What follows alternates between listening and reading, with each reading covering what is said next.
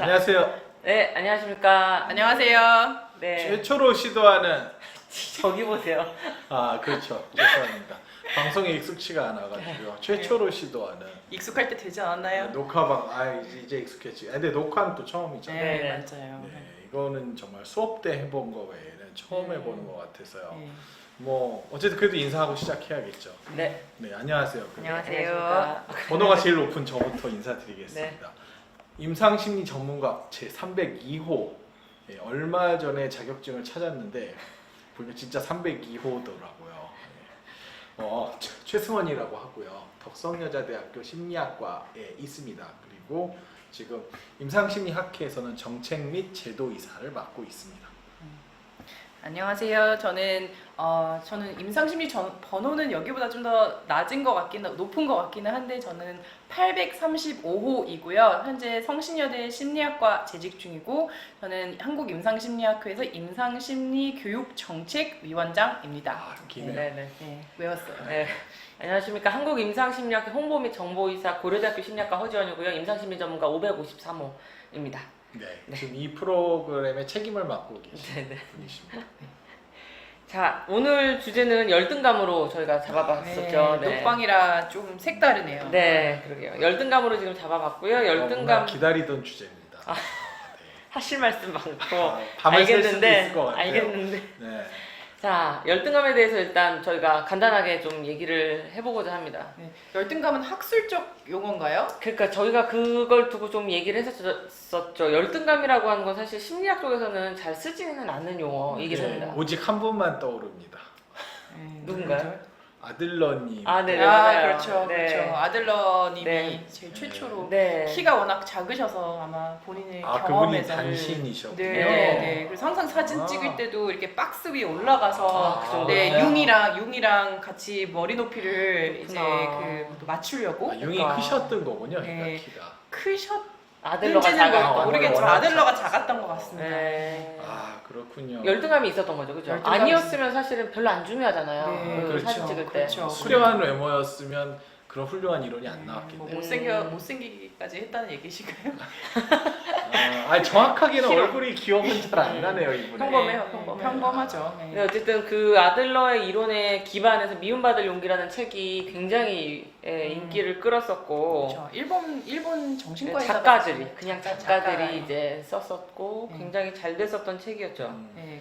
근데 아무튼 심리학자들은 되게 갸우뚱했었던 것이 열등감이라는 것을 저희가 열등감이라는 용어로 해보지도 않았고 사실은 네. 열등감을 측정하는 설문지도 연구 쪽에서는 잘 쓰지도 않고 해서 열등감이라고 하는 개념은 사실은 과학적인 개념은 아니죠. 되게 제가 모호해요. 오늘 그 방송하기 전에 그 데이터베이스에 들어가서 과연 그럼 열등감 관련된 논문이 얼마나 있는지 제가 검색을 해봤더니 2016년도에 가장 최근에 쓰여진 게 2016년도 중국에서 한 편 나왔더라고요. 중국에서요. 네.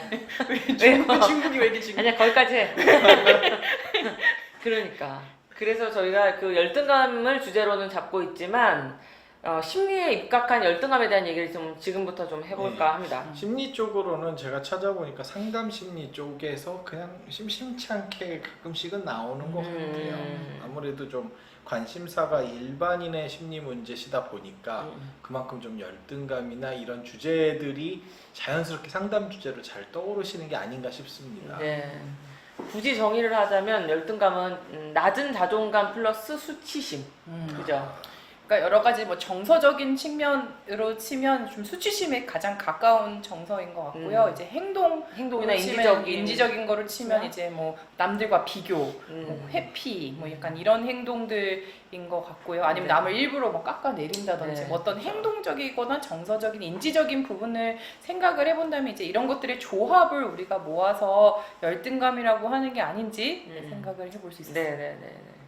그래서 저희 첫 번째 주제는 열등감을 일으키는 여러 가지 요인들 중에서 정말 많은 사람들한테 영향을 미치는 가난, 빈곤에 대한 얘기를 해보도록 하겠습니다.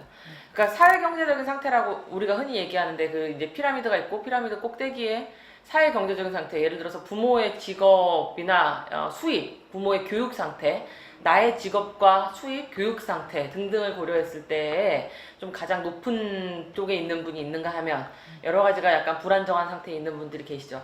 그러면 이제 사회경제적인 피라미드의 밑에 계시는 분들은 열등감을 경험할 수 있다. 이렇게 보통 저희가 얘기를 하죠. 실제로 연구에서도 그렇게 나오나요? 요새 트렌드는 지각된 사회경제적인 상태거든요. 그러니까 사실은 집이 꽤 잘 살았어도 내가 어릴 때 느끼기로 우리 집 되게 돈이 없고 가난한 것처럼 느끼면 그게 굉장히 압박감으로 작용을 하는 거죠. 그렇죠? 그러니까 뭐 집이 객관적으로는 잘 살아도 더 잘 사는 뭐 재벌들 사이에 있으면 이제 그것도 열등감으로 그렇죠, 적용을 할 그렇죠. 수 있다는 네. 말씀이신가요? 그렇죠. 또 재벌들 모여 있으면은 거기서도 또 뭐 나뉘죠. 랭킹 뭐 10위권이 있을 거고 그럼요. 1, 2위권이 있을 거고. 상대적 박탈감이 그럼 되게 중요한 거네요. 결국에는 얘기를 들어보니까 열등감은 뭔가 비교 속에서 낳는 거라는 생각이 드네요. 네네네. 저희 집 얘기 잘 안 하려고 했는데 저희 집은 진짜 평범한 집안이었고 평범한 것보다 조금 더 잘 살았을 수도 있지만 저는 부유하셨네요. 그러니까요. 그런데 어릴 때는 그걸 보고 저랑 제가 일란수 쌍둥이인데 제 일란수 쌍둥이는 서로 말을 해본 적은 없지만 각자 우리 집이 되게 못 산다고 생각을 해서 우리가 떡볶이를 한번 사 먹으면 우리 집이 진짜 큰일 나는 줄 알았어요. 그러니까 너무 가난하다고 저희들끼리 생각을 했기 때문에 그 대학에 가서도 그게 계속 이어져서 어학연수 갔다 와라 못 가고 뭐 유학을 생각을 한 번도 해본 적이 없었던 큰 이유 중에 하나도 우리가 가면 진짜 집이 망하는 줄 알았어요. 그렇군요. 우리 집하고 되게 비슷하네요. 네. 예. 저희도 어렸을 때 살면서 느꼈던 게 지금 보면 그렇게 어렵게 산 적이 없었어요, 사실. 분명히 없었는데 그리고 특히 이제 대학 와서 느낀 건데 대학 와서 보니까 뭐 집이 제법 살았구나라는 그렇죠. 느낌을 그제서야 받았는데 그 동네를 벗어나면 알죠. 그렇죠. 근데 이제 동네에 있을 때 보면 꼭 뭐 이렇게 출장 요리사 와서 생일 파티 좋은 어디 동네 어느 사셨나 동네 보다. 사셨길래 아 알았다. 기억났다. 어디 사셨는데. 진짜 좋은 데 사셨어요. 아, 그리고 그렇구나. 이제 그러니까 저는 그런 단지에 산 건 아닌데 네. 그곳에 사는 이제 국가가 관리하는 아파트에 살았어요. 그러니까 이제 가장 어둠의 자식인 거죠. 그 동네에서는. 네, 그렇죠. 요즘 뭐 모모 공사 그런 데 사는 뭐 그런데 이제 주변 이제 민영 아파트 쪽에 가면 막 정말 파티를 하고 막 이런 집들이 있는 거예요. 네. 이번에 선물로 뭘 받았다. 너무 딴 세상이니까 아 저런 집들과 비교하면 진짜 우리 집은 아끼고 정말 사회에서 어려운 사람이구나라는 네. 뭐 그게 어떤 항상 좀 지각된 가난 의식 그렇죠. 같은 뭐에 중요한 역할을 했던 것 같고 그래서 항상 늘 주변 사람들도 의아했었어요. 너는 왜 이렇게 항상 늘 마인드가 없는 자의 편에 서 있냐라는. 근데 그러니까 제가 늘 그 위치에 있다라고 네네네. 생각하고 살다 보니까 네네네. 자연스럽게 그랬던 것 같고요. 뭐 이게 이제 여러 가지 행동으로 영향을 미치죠. 생각해 보니까 제가 오면서도 문득 들었던 게 좀 배가 고픈데 하니까 제일 먼저 떠오르는 음식이 저는 돈가스거든요. 그냥 뭐 유학 얘기도 하시죠. 저는 당연히 그러기도 했었지만 집이 조금 어렵다라고 생각하니까 용돈을 집에다가 현실적으로 맞아요. 달라고 한 적이 없는 거예요. 저도 그랬어요. 네, 그러니까 용돈이 부모님도 잘 모르시니까 너무 비현실적으로 주시는 거예요. 그러니까 한 달을 살 수 없는 돈을 주시니까 학교에서 기본적으로 지급되는 거 외에는 어디 나가가지고 사 먹을 수 있는 전혀 용돈이 안 돼서 또 학생 생활도 길게 하셔갖고 네, 우리 그렇죠. 모두 우리 네, 모두 우리 우리 모두 모두. 학생 네. 생활을 30대까지 다 맞아요. 하신 그렇죠. 분들이라서 네. 30대까지로 끝났는지는 모르겠어요. 아. 그러다 보니까 특히 고등학교 때가 기억이 남는데 대부분 친구들은 이제 학교 식당이 맛이 없다고 나가서 이제 돈가스를 사 먹는데 그게 너무 선망인 거예요. 맞아 그래서 맞아요. 내 인생이 성공하면 내 돈으로 돈가스를 사 먹을 거다라는 생각을 하고 있었는데 이게 계속적으로 지금까지도 영향을 줘서 그럼요. 고속도로 휴게소 가서 보면 돈가스. 항상 똑같은 거 먹고 막 자자자 어. 돈가스 이런 특집은 영향, 아니니까 죄송합니다. 배고파서? 이렇게 하기 시작하면 끝이 없어요. 맞아요. 그러니까 이렇게 마음이 자꾸 쪼그라들잖아요. 가난해지면서. 근데 열등감이라고 하는 게 이런 생각이 들어요. 누군가는 뭐 모든 영역에 자신이 있는 사람은 없잖아요. 그러니까 이제 본인 마음속에 어느 한편으로 그렇게 열등감이 있는 영역들이 다들 한 개씩은 있을 것 같아요. 그렇죠. 네, 뭐 네. 어떤 분들은 그게 이제 뭐 경제적인 거고, 뭐 어떤 분들은 뭐 능력일 거고, 어떤 분들은 그렇죠. 외모일 거고, 뭐 굉장히 다를 수 있는데 어쨌든 그게 비교에서 온다는 이런 생각이 드네요. 근데 이제 이렇게 집에 돈이 없다고 생각하면 내 능력도 사실 없는 것처럼 느껴지거든요. 내가 공부를 더 해도 될까? 내가 그런 쪽으로 과연 재능이 있을까? 우리 집이 그렇게 받쳐주는 집안이 아닌데 이런 생각들 하다 보면 자꾸 그 목표의 수준이 자꾸 낮아지게 되잖아요. 그렇죠. 네. 한편으로 그게 이제 뭐 여러 가지 부모의 혜택을 비리처럼 이렇게 음. 받아서 사회적으로 이슈화된 경우가 꽤 있었잖아요. 네. 근데 그런 것들에 더 발끈하게 된 이유도 혹시 그런 배경이 좀 있을까요? 어떻게 생각하세요? 근데 뭐 요즘은 많은 경우에 열등감과 되게 분노가 되게 많이 연결되어 있는 네. 것 같아요. 그러니까 그렇죠. 현실적으로 지금이 사회적으로 많이 부러워졌는데도 음. 불구하고 그 서로 간의 격차가 훨씬 더 커졌다고 맞아요. 할까요? 그런 게 분명히 틀림없는 것 같아요. 네. 그러다 보니까 상대적으로 봤을 때 내가 더 뒤떨어져 있다라는 그런 느낌에서 상당히 많이 분노가 맞아요. 유발되는 것 같습니다. 그러니까 요새 놀라운 게 이제 요새는 연예 기사 댓글란이 다 폐지돼 있잖아요. 좋아요랑 싫어요만 누를 수가 있는데 연예인들 뭐 좋은 옷 입거나 좋은 차, 좋은 집 이러면 무조건 다 화나요를 누르시는 거예요. 그렇죠.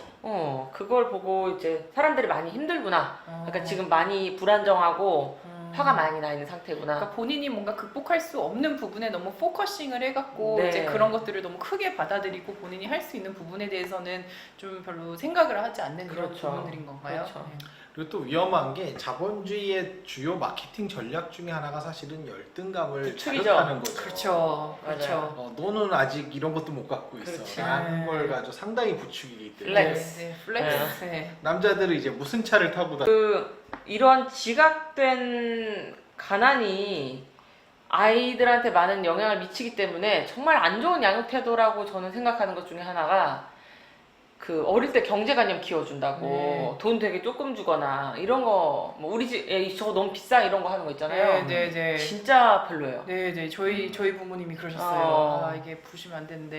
네.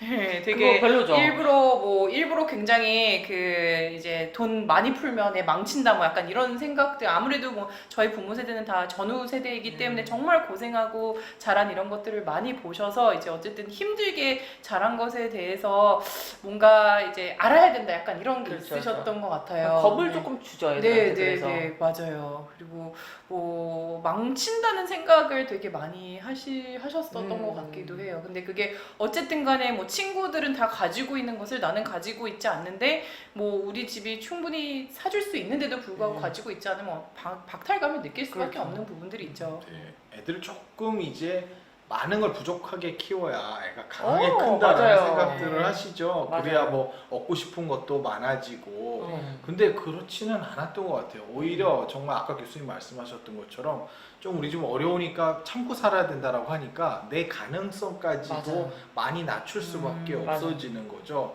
저는 사실 지금도 감개무량한 게 제가 석사를 마칠 때까지도 저 같은 사람이 과연 교수를 할 수 있나? 우리 집 같은 형편에?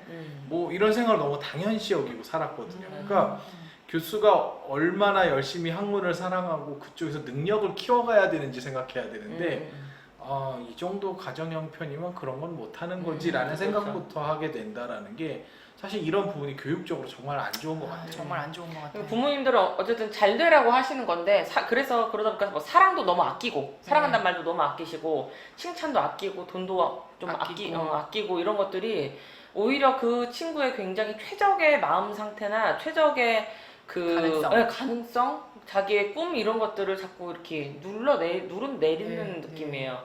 그래서 그 부분은 좀 부모님들께서 조금 좀 지양해 주셨으면 좋겠고요. 저도 우리 집 어린이랑 마트 갈 때 저거는 엄마가 충분히 사줄 수 있지만 안 사줄 건데 그냥 그렇게 얘기하거든요. 이 돈이 없어서 야 저거 너무 비싸. 엄마 돈 없어. 이렇게 얘기하신 분들은 조금 다시 생각을 해보셨으면 좋겠어요. 왜냐면 되게 불안하게 만드는 것 같아요. 맞아요. 우리 집이 혹시라도 뭐 무슨 일이 생기면 우리 돈이 없는데 어떡하지? 저는 맞아요. 어렸을 때 이런 걱정을 했던 기억이 맞아요. 나거든요. 우리 집에 돈이 없으면 그러면 우리는 어떻게 되는 맞아요, 거지? 맞아요. 뭐 엄마랑 저도 헤어지게 되는 건가? 뭐 약간 이런 어린 마음엔 잘 모르잖아요. 맞아요. 그러니까 이게 훨씬 더 크게 받아들여져 갖고 되게 무서워지는 것 같아요. 내 세계가 너무 위태롭고 불안정하니까 맞아요. 아슬아슬하죠 네. 항상. 대부분의 이제 이런 좀 열등감과 관련된 행동들을 살펴보면 보면 대부분 약간 회피 행동과 좀 관련이 많다고 얘기를 해요. 그래서 다른 사람에게 뭔가 내 행동이 당당하지 않다고 생각을 하니까 잘 드러나지 못하고 아니면 뭔가 나를 비난했던 사람들을 뭐 피한다든지 점점 뭐 사람들에게 더 다가가서 내 진짜 있는 모습을 좀 비추어 보인다는 이런 자신감이 점점 떨어지게 만드는 것 같아요. 그러니까 뭐 인간관계에도 영향을 미칠 수 있고 뭐 아주 좋은 기회인데도 내가 뭐 과연 이런 걸 할 수 있을까? 교수님이 말씀하신 것처럼 스스로 제한하고 좀 이런 거와 관련이 있기 때문에 정말 부모님들부터 약간 이런 것들을 생각을 해보실 필요는 있는 것 같습니다.